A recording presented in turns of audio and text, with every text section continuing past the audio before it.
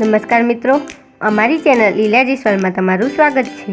આજે આપણે શીખીશું સરસ મજાનો સેવનું દૂધપાક બનાવવાની રેસીપી। સરસ મજાની રસોઈની વાનગીઓ શીખવા માટે સબસ્ક્રાઇબ કરો અમારી ચેનલ લીલાજીસ્વરની અને નોટિફિકેશન બેલ પ્રેસ કરો, જેથી અમારી નવી વાનગીઓની નોટિફિકેશન તમને તરત મળી રહે। જો તમે આ વિડીયો ફેસબુક ઉપર જોતા હોય તો અમારું પેજ લાઈક કરવાનું ભૂલશો નહીં। તો સેવનું દૂધપાક બનાવવા માટે આપણને જોઈશે 500 ml દૂધ, 100 ગ્રામ જેટલી ઘઉંની પાતળી સેવ, 100 ગ્રામ ખાંડ, સેવ અને સૂકા મેવા શેકવા ઘી, થોડાક કાજુ, થોડીક બદામ, થોડીક સૂકી દ્રાક્ષ, થોડાક ચારોડીના દાણા અને થોડીક ઇલાયચી। સૌપ્રથમ આપણે ગેસ ઓન કરીશું અને દૂધ ગરમ કરવા માટે એક તપેલી મૂકીશું।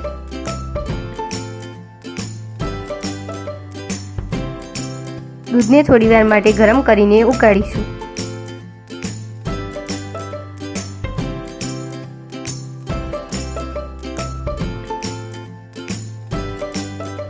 દૂધ ઉકળી ગયું છે, હવે ગેસ ઓફ કરીશું।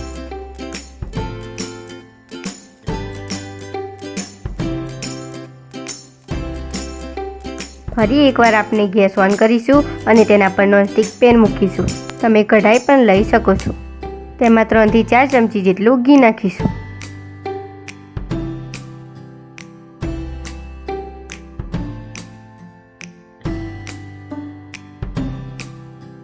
હવે તેમાં સૂકી દ્રાક્ષ નાખીશું, કાજુના ટુકડા એડ કરીશું, બદામના ટુકડા એડ કરીશું। ગેસની ફ્લેમ ધીમી રાખીશું અને સૂકા મેવાને થોડીવાર માટે બરાબર હલાવીને શેકીશું।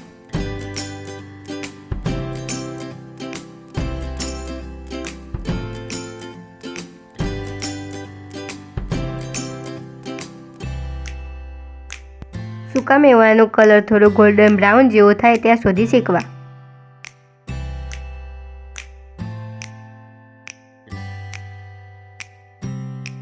સૂકો મેવો બરાબર શેકાઈ ગયો છે, હવે ગેસ ઓફ કરીશું।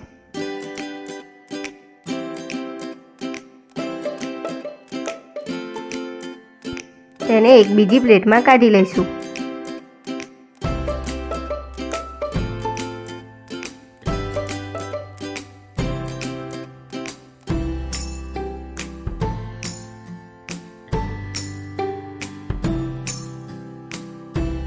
હવે આપણે તે જ ઘીની અંદર સેવ શેકીશું। અહીં મેં રોસ્ટ કરેલી સેવ લીધી છે।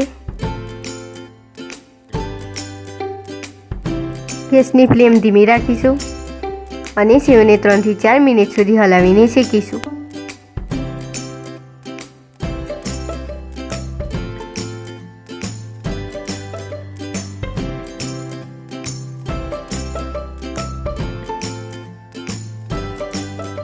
હવે આપણી સેવ બરાબર શેકાઈ ગઈ છે। હવે આપણું ગરમ કરેલું દૂધ તેમાં એડ કરીશું।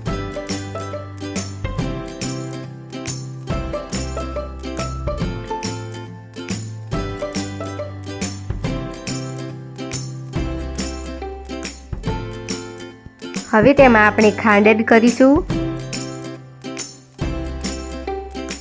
અને તેને થોડીવાર માટે હલાવીને બરાબર ગરમ કરીશું।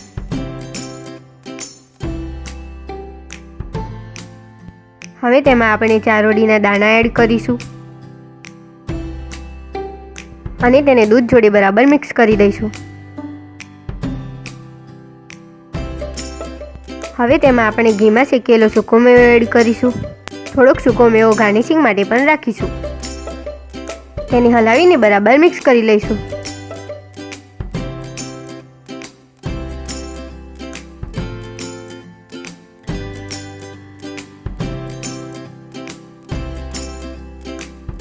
હવે તેમાં આપણે ઇલાયચીના દાણાનો ભૂક્કો નાખીશું અને તેને પણ બરાબર મિક્સ કરી લઈશું।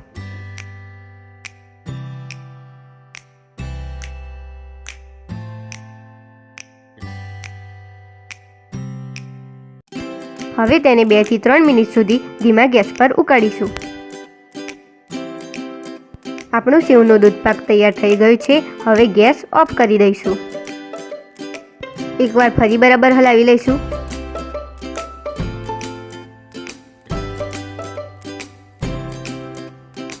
હવે તેને આપણે સર્વ કરી શકીએ છીએ.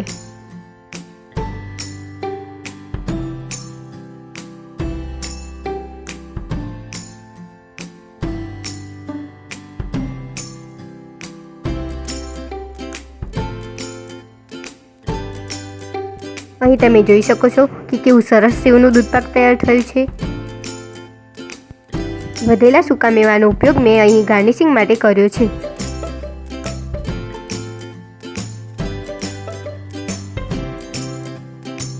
તો મિત્રો, વિડીયો પસંદ આવ્યો હોય તો લાઈક કરવાનું ભૂલશો નહીં.